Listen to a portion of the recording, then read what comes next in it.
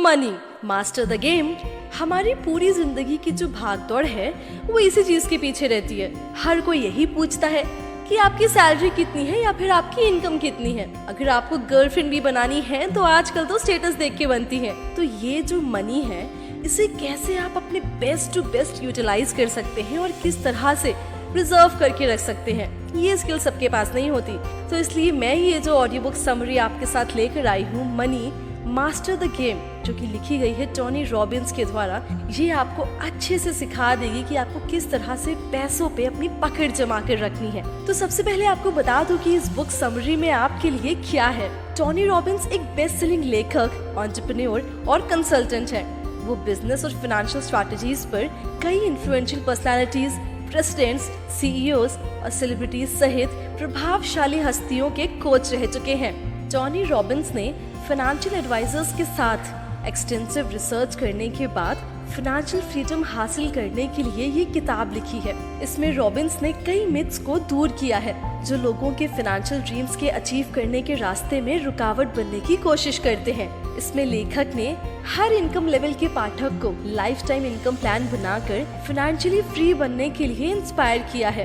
क्या आप मनी को मास्टर करना चाहते हैं और क्या ये आपके लिए काम करता है? इस बुक समरी में आप वास्तविक फाइनेंशियल फ्रीडम को अचीव करने के लिए जरूरी बातों पर चर्चा करेंगे। चाहे आप सिर्फ अपना करियर शुरू ही कर रहे हो या रिटायरमेंट की ओर बढ़ रहे हो, पैसा बचाने के लिए सीजन्ड प्रोफेशनल्स साउंड डिसीजंस लेते हैं ताकि आप अपनी इच्छा अनुसार जीवन जी सकें। ये बुक समरी हर उस व्यक्ति के लिए है जिसे रिटायरमेंट का खर्च उठाने की चिंता है, जो अपनी मनी मैनेजमेंट को ज्यादा इफेक्टिव तरीके से करना चाहता है और जो अमीर बनने के लिए मिलियनर्स से सलाह चाहता है। तो चलिए इस book summary money master the game की शुरुआत करती हूँ।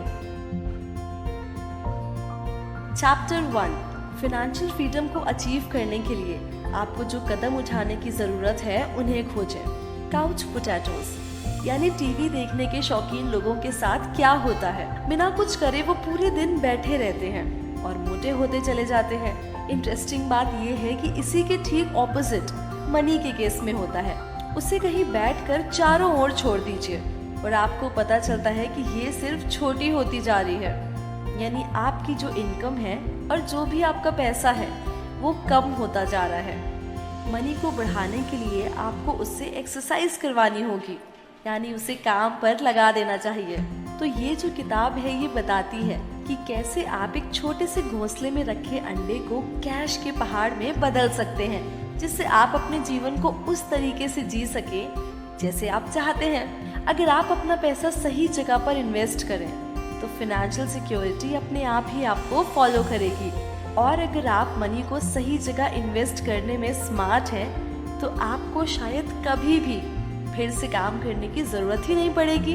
तो आने वाले चैप्टर्स में आप जानेंगे कि साल के जो सीजन्स हैं वो आपकी इन्वेस्टमेंट्स को स्ट्रैटेजाइज करने में कैसे आपकी मदद कर सकते हैं। आपको अपनी जॉब छोड़ने से पहले कितना पैसा सेव कर लेना चाहिए, क्यों अपने आप पर विश्वास करना सबसे अच्छी फाइनेंशियल एडवाइस है। चैप्टर 2, कंपाउंडिंग ये इंश्योर कर सकती है साल दर साल आपका पैसा बढ़ता जा रहा है। आपका पैसा आपके लिए कितना हार्ड वर्क कर रहा है। अगर आप ज्यादातर लोगों की तरह हैं तो शायद आपका पैसा बिल्कुल भी ऐसा नहीं कर रहा होगा। ये आपके बैंक खाते में आलस के साथ बैठा हुआ होगा और सिर्फ थोड़ा सा ही ग्रो कर रहा होगा। इसे चेंज करने की जरूरत है, इसलिए हमें अपने पैसे से कड़ी मेहनत करवाने की जरूरत है। खासकर जब हम जानते हैं कि फ्यूचर में हम ट्रेडिशनल सेविंग्स मेथड्स पर भरोसा नहीं कर पाएंगे। आप इमेजिन कर सकते हैं कि आपके पैसे का बढ़ना मुश्किल है। शायद आप अपनी इनकम से खुश हैं, भले ही ये आपके रिटायरमेंट को कवर करने के लिए काफी नहीं है, क्योंकि आप मानते हैं कि पेंशन या रिटायरमेंट फंड आपकी मदद कर सकते हैं। लेकिन दुर्भाग्य से ये सच नहीं है। दुनिया के कई रिटायरमेंट सिस्टम्स असफल हो रहे हैं। यूनाइटेड स्टेट्स में तकरीबन 4 लाख रिटायरमेंट प्लान्स हैं। मूल रूप से बुढ़ापे में इनकम को सप्लीमेंट करने के लिए इनको इन्वेस्ट किया गया था, लेकिन कई लोगों के लिए ये ऐसी चीज नहीं है जिस पर वो भरोसा कर सकते हैं। कई पेंशन प्लान्स 2008 के फाइनेंशियल क्राइसिस से प्रभावित हुए थे और जो लोग उनके लिए पे कर चुके थे उनके लिए ये एक बड़ा नुकसान था। आप इससे बच सकते हैं अगर आप अपने पैसे को कंपाउंडिंग की मदद से अपने लिए काम करवाएंगे। कंपाउंडिंग का मतलब है इंटरेस्ट कमाकर अपना धन साल दर साल बढ़ाते जाना। चलिए छोटा सा एग्जाम्पल देती हूँ। मानिए कि आप $100 का इन्वेस्टमेंट करते हैं और 10% प्रॉफिट डेवलप होता है। अगर आप इन्वेस्टमेंट को अनटच्ड छोड़ देते हैं तो आप अगले यानी दूसरे साल में 10% प्रॉफिट और जनरेट कर लेंगे। यानी दूसरे साल आपका पैसा $110 होगा और फिर उसके अगले साल $121 पर। इसी तरह आपका पैसा हर साल 10% आगे बढ़ता चला जाता है। 1790 में जब बेंजामिन फ्रैंकलिन का निधन हुआ तो उन्होंने बोस्टन और फिलाडेल्फिया शहरों में $1000 छोड़े। उस समय के बीत जाने के बाद खाते से आधे मिलियन निकाल लिए गए और बाकी बची रकम को 100 साल के लिए अनटच्ड रख दिया गया। उस समय तक ओरिजिनल सम $6.5 मिलियन में बदल गया था। तो अब आप समझ सकते हैं कि अगर आप मनी को ना छेड़ें तो वो कितना मल्टीप्लाई हो सकता है। चैप्टर 3, हमेशा प्रत्येक महीने में अपने इन्वेस्टमेंट फंड्स में कुछ पैसे डालते रहें, भले ही ये बहुत बड़ा अमाउंट ना हो। अगर आप फिनेंशियली सिक्योर बनना चाहते हैं तो आप कहाँ से शुरू करते हैं, ये जानना बहुत जरूरी है। फाइनेंशियल सिक्योरिटी का पहला नियम बहुत ही सरल है, अपनी सेविंग्स में धन जोड़ें। अगर आप ऐसा नहीं करते हैं तो आपकी स्थिति में सुधार नहीं हो सकता। सेविंग्स कभी आसान नहीं होती, लेकिन इसे एक बोरिंग या कभी कभी पेनफुल रूप में ना देखें। इमेजिन कीजिए कि आप पैसा फ्रीडम फंड में जोड़ रहे हैं, एक ऐसे बेस के लिए जिस पर आपकी फाइनेंशियल सिक्योरिटी को बिल्ड किया जाएगा। आपका फ्रीडम फंड आपके पर्सनल ATM जैसा है। ये एक जगह है जहाँ पे आप हमेशा अपना पैसा वापस ले सकते हैं। शुरुआत में आपके पास बहुत ज़्यादा कैश नहीं होगा, लेकिन आप धीरे धीरे इसका निर्माण कर सकते हैं। इसे एक पहाड़ की चढ़ाई की तरह सोचिए। सबसे पहले ये मुश्किल लगेगा और आप कहीं भी पहुँचे हुए नहीं दिखेंगे, लेकिन जब आप इस पहाड़ की चोटी पर पहुँच जाएंगे तो आप अचानक महसूस करेंगे कि आपने इतनी मेहनत क्यों की थी। इसलिए अपने फ्रीडम फंड में जोड़ना इतना ज़रूरी है कि आपको ये करना जारी रखना चाहिए। भले ही आपको लगता हो कि आपके पास कहीं जाने के लिए ज़्यादा कैश नहीं है, आप हमेशा अपने फ्रीडम फंड के लिए कुछ ना कुछ अलग रख सकते हैं। क्या आपको सचमुच इस हफ्ते दोपहर के लंच के लिए बाहर जाने की ज़रूरत है? ज़रा सोचिए, क्या इसकी जगह आप एक पिज़्ज़ा ऑर्डर कर सकते हैं या अपने लिए खुद घर पर ही खाना बना सकते हैं? ज़्यादा से ज़्यादा बचाने में सक्षम होने के लिए छोटे एडजस्टमेंट्स करें और लकीली कंपाउंडिंग का जादू ये इंश्योर करता है कि जितना ज़्यादा आप जोड़ते हैं उतने ज़्यादा आपको रिटर्न्स भी मिलते हैं। अंत में आपको अपनी इनकम का 10% बचाने का लक्ष्य रखना चाहिए। हालांकि ये पहले मुश्किल होगा, यहाँ तक कि अगर आप सिर्फ 5% या उससे कम सेव करना भी मैनेज कर पाते हैं तो भी आपको जनरेटेड इंटरेस्ट में प्रॉफिट होगा। चैप्टर 4, इन्वेस्टमेंट मिथ्स पर ध्यान ना दें, लेकिन अपना होमवर्क करें और अपने कैश के लिए बेस्ट प्लेसेस की रिसर्च करें। इन्वेस्टमेंट की कोई भी बात अलार्म बेल्स को स्टार्ट कर देती है। आप सोच सकते हैं, अगर मैं गलत चीज़ों में इन्वेस्ट करता हूँ तो क्या होगा, या क्या मुझे अपने इन्वेस्टमेंट्स को मैनेज करने के लिए प्रोफेशनल्स से मिलना चाहिए। फाइनेंशियल प्रोफेशनल्स को वास्तव में पता नहीं है कि आपके पैसे के लिए सबसे अच्छा क्या है। बहुत से लोग स्टॉक ब्रोकर्स को अपने इन्वेस्टमेंट फंड्स को मैनेज करने के लिए दे देते हैं, लेकिन इम्पॉर्टेंट बात यह है जिसे आपको याद रखना होगा कि फाइनेंशियल एडवाइजर को उसकी कंपनी द्वारा पेमेंट दिया जाता है, चाहे आपको प्रॉफिट मिले या ना मिले। उनका काम तो आपको चीज़ों को बेचना है, चाहे वो अच्छी हो या बुरी हो। अन्य लोग म्यूचुअल फंड्स में इन्वेस्ट करते हैं या एक प्रोफेशनल द्वारा मैनेज किए जाने वाले इन्वेस्टमेंट अपॉर्चुनिटीज के कंबाइंड पूल्स में इन्वेस्ट करते हैं।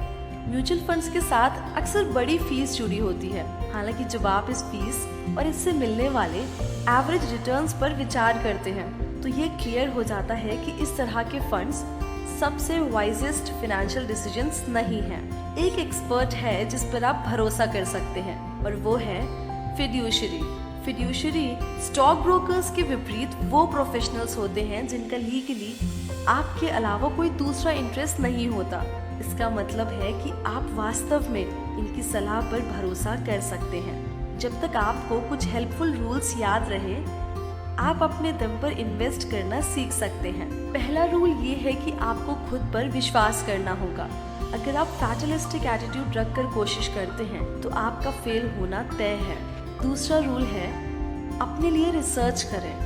मिथ्स के अंधविश्वास के जाल में ना फंसे या दूसरों को ब्लाइंडली फॉलो ना करें। पता लगाएं कि आपको अपने लिए क्या चाहिए। आप इसके बारे में जानने की भी कोशिश कर सकते हैं कि दूसरे सक्सेसफुल लोगों ने अपने इन्वेस्टमेंट्स के साथ क्या किया है और देखें कि क्या आप भी वैसा कर सकते हैं। अंत में सावधान रहें। ये उम्मीद मत कीजिए कि आप बाजार को जीत सकते हैं जैसे कुछ लोगों ने अभी तक किया है। अपनी सबसे अच्छी कोशिश करें, लेकिन याद रखें कि सफलता के लिए कोई सिंपल या मैजिक वाला रास्ता नहीं होता। क्या आपके पास एक फाइनेंशियल गोल है? क्या आप सिर्फ बेसिक कॉस्ट को कवर करना चाहते हैं या अमीरों का जीवन जीना चाहते हैं? अच्छा, आपको फाइनेंशियल स्ट्रेस को पूरी तरह से फ्री महसूस करने के लिए कितने पैसों की ज़रूरत होगी? क्या आपको कुछ $100 की ज़रूरत है या फिर $1000 की या कुछ लाख की? सबसे पहली चीज़ जिसे आपको याद रखना चाहिए वो आपका रियलिस्टिक होना है। उन गोल्स को अचीव करने की कोशिश ना करें जो आप वास्तव में अचीव ही नहीं कर सकते। आखिरकार आपके गोल्स आप पर और आपकी इच्छाओं पर निर्भर करते हैं। ये 5 अलग अलग गोल्स हैं जो आपको कितनी दूर तक जाना है इसके बारे में सोचने में आपकी मदद करेंगे। Goal number 1, rent, mortgage, food, energy और ट्रांसपोर्ट जैसी चीज़ों के मंथली बिल्स को कवर करने के लिए इन्वेस्टमेंट से ही इनफ मनी जनरेट कर लिया करें। गोल नंबर 2, बेसिक नीड्स के अलावा एक्स्ट्रा फन थिंग्स जैसे नए कपड़े या एंटरटेनमेंट के लिए इनफ मनी जनरेट करें। गोल नंबर 3, अपनी फाइनेंशियल इंडिपेंडेंस को सिक्योर करने के लिए इनफ मनी जनरेट करें। इसका मतलब है कि कंपाउंड इंटरेस्ट पर पूरी तरह से रहना और कभी भी फिर से काम ना करना। एक अमेरिकन एडल्ट की एवरेज एनुअल स्पेंडिंग $34,688 है। इसलिए अगर आप इस साल इस राशि को जनरेट करना चाहते हैं तो आपको अपने फ्रीडम फंड में $6,40,000 की ज़रूरत है। गोल नंबर 4, काम करने से अपने आप को फ्री करने के साथ साथ अपनी लाइफस्टाइल को इम्प्रूव करने के लिए इन्वेस्टमेंट करें। ज़्यादा कमाएं ताकि आप बेहतर छुट्टियों पर जा सकें और अच्छे रेस्टोरेंट में खाना खा सकें। Goal number 5, absolute financial condition को अचीव करें। इसका मतलब है कि आप किसी भी समय कुछ भी करने के लिए इनफ मनी बनाना चाहते हैं। इन गोल्स के बारे में सोचें और ये पता लगाएं कि इसमें से कौन सा गोल आपके सपनों और फाइनेंशियल एस्पिरेशंस पर फिट बैठता है। अगर आपके पास कोई प्लान नहीं है तो इन्वेस्टर्स की लिस्ट में खो जाना या खुद का डिफीटेड महसूस करना बहुत आसान है, लेकिन आप ऐसा ना करें क्योंकि जब आप जानते हैं कि आप किस गोल के लिए काम कर रहे हैं तो उसे अचीव करना आसान हो जाता है। तो क्यों ना आप एक गोल बनाएं और इन गोल्स में से किसी एक को चूज भी कर सकते हैं। जब आप ये डिसाइड करते हैं कि आपके फ्रीडम फंड में आपको कितने अमाउंट की ज़रूरत है तो आप ये सोच सकते हैं कि आपको अपने पैसे का इन्वेस्टमेंट कैसे करना है। चैप्टर 5, फाइनेंशियल फ्रीडम का रास्ता शुरू में स्लो हो सकता है, लेकिन हार मत मानो, समय आपके साथ है। जब आप फाइनेंशियल फ्रीडम की ओर अपनी जर्नी स्टार्ट करते हैं तो शुरू में कठिन लगेगी, पर आप हार मत मानिएगा। जब तक आप इस पर काम करते रहेंगे तब तक आप इसे अचीव कर सकते हैं। अपनी इस जर्नी में आप वास्तव में उनका सामना करेंगे जो आपके मुकाबले ज़्यादा बचत कर रहे हैं, और कभी कभी आप महसूस कर सकते हैं कि आपकी इनकम आपकी सेविंग्स के लिए इनफ नहीं है। लेकिन उन बातों से खुद को डिस्करेज ना होने दें। आपको उस इनर वॉइस को अनदेखा करना है जो आपको गिव अप करने के लिए कह सकती है। सेल्फ डाउट सिर्फ एक ही चीज़ नहीं है जो आपको डिस्ट्रैक्ट कर सकती है। एक और चीज़ है जो अक्सर लोगों को रोक कर रखती है, वो है शॉर्ट टर्म थिंकिंग। कई लोग ये ओवर एस्टिमेट कर लेते हैं कि वो एक साल में क्या हासिल कर सकते हैं, लेकिन फिर अंडर एस्टिमेट करते हैं कि वो एक डिकेड में क्या कर सकते हैं। अगर आप पहले साल में अपने गोल्स को अचीव नहीं कर पाए तो काम करते रहें। आप कभी भी समय को पकड़ सकते हैं। जब आप अपनी फाइनेंशियल फ्रीडम की ओर काम करते हैं तो कुछ टिप्स ध्यान में रखिए। सबसे पहले अपनी लाइफ और लाइफस्टाइल को बदलकर चीज़ों को स्पीड अप करें। रिटायरमेंट तक डाउनसाइज होने का इंतजार ना करें, इसे अभी से शुरू कर दें ताकि आप मॉर्गेज पेमेंट्स और टैक्सेस के लिए पैसा बचा सकें। इसके अलावा सिर्फ इन्वेस्टमेंट्स पर ही अच्छे रिटर्न्स मिलने की श्योरिटी होने पर ही रहें। साथ ही ये इंश्योर करें कि आपको कंपाउंडिंग रिटर्न एक अच्छे रेट पर मिलता रहे। इसके लिए एक बढ़िया रूल ये भी हो सकता है कि जब आप अमाउंट के 5 टाइम्स से ज़्यादा रिटर्न्स एक्सपेक्ट करते हैं तभी इन्वेस्ट करें। यहाँ तक कि अगर आप उन रिटर्न्स को 5 में से 3 बार अचीव करने में फेल हो जाते हैं तो भी आपकी इनफ इनकम होगी। फाइनली हमेशा अपना टैक्स बर्डन कम करने की कोशिश करते रहें। एवरेज अमेरिकन टैक्सेस में अपनी इनकम का 54.25% भुगतान करता है। इसे कम करने का गोल बनाएं। चैप्टर 6 अपने फ्रीडम फंड से ज़्यादा कमाने के लिए अपने इन्वेस्टमेंट्स में डाइवर्सिटी लाएं और चीज़ों को संतुलित रखने की कोशिश करें। अच्छा, आपके हिसाब से अपने फ्रीडम फंड में इनफ सेविंग करने के बाद आप इन्वेस्ट करने के लिए तैयार हैं, तो अब आगे क्या करना होगा? आइए सुनते हैं। वाइजली इन्वेस्ट करने की चाबी डाइवर्सली इन्वेस्ट करने की जानकारी में है। आपको अलग अलग फाइनेंशियल प्रोडक्ट्स में इन्वेस्ट करना चाहिए जिनमें अलग अलग लेवल्स के रिस्क हैं।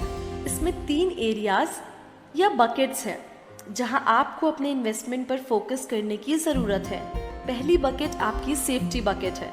ये वो जगह है जहां आप सबसे ज़्यादा सुरक्षित इन्वेस्टमेंट्स कर रहे हैं, भले ही वो ज़्यादा प्रॉफिटेबल ना हो। एग्जाम्पल के लिए बॉन्ड्स को इस बकेट में जाना चाहिए। बॉन्ड्स बड़े पैमाने पर रिटर्न्स नहीं देते हैं, लेकिन इसकी वैल्यू कम होने की भी संभावना नहीं है। अगली ग्रोथ वाली बकेट है जो रिस्क वाले इन्वेस्टमेंट के लिए है। ये वो जगह है जहां आपको बड़े रिटर्न्स मिल सकते हैं, लेकिन आपको ज़्यादा नुकसान भी हो सकता है। आप इक्विटीज में इन्वेस्ट भी कर सकते हैं, जिसका मतलब है स्टॉक्स और शेयर्स। कई शेयर्स लंबे समय में बाजार के एवरेज से ज़्यादा कमाते हैं, लेकिन वो वायलेट हो सकते हैं और शॉर्ट टर्म में अपनी वैल्यू भी खो सकते हैं। अब आती है आखिरी बकेट, यानी कि ड्रीम बकेट। ये वो जगह है जहाँ पर आपकी दूसरी बकेट से कमाए गए कुछ प्रॉफिट्स को डाल सकते हैं। आपकी ड्रीम बकेट आपकी लाइफस्टाइल को और बेहतर बनाने में हेल्प करती है। आप ये याद रखें कि फाइनेंशियल सिक्योरिटी को अचीव करने का पर्पस आपके पैसों को आपके तरीके से खर्च करना है। अगर आपके पास आपकी ड्रीम बकेट नहीं है तो सेविंग्स और इन्वेस्टमेंट्स बेकार है। अब सवाल ये उठता है कि आपको हर बकेट में कितना पैसा डालना चाहिए। तो ये आपके एटीट्यूड पर डिपेंड करता है, जैसे कि आप किस तरह के रिस्क उठा रहे हैं, आपके फ्रीडम फंड की ताकत क्या है और आप अपने जीवन में कैसी सिचुएशन से बाहर निकलने की कोशिश कर रहे हैं। ये सब आपका एटीट्यूड दिखाता है। सब कुछ बैलेंस रखने की कोशिश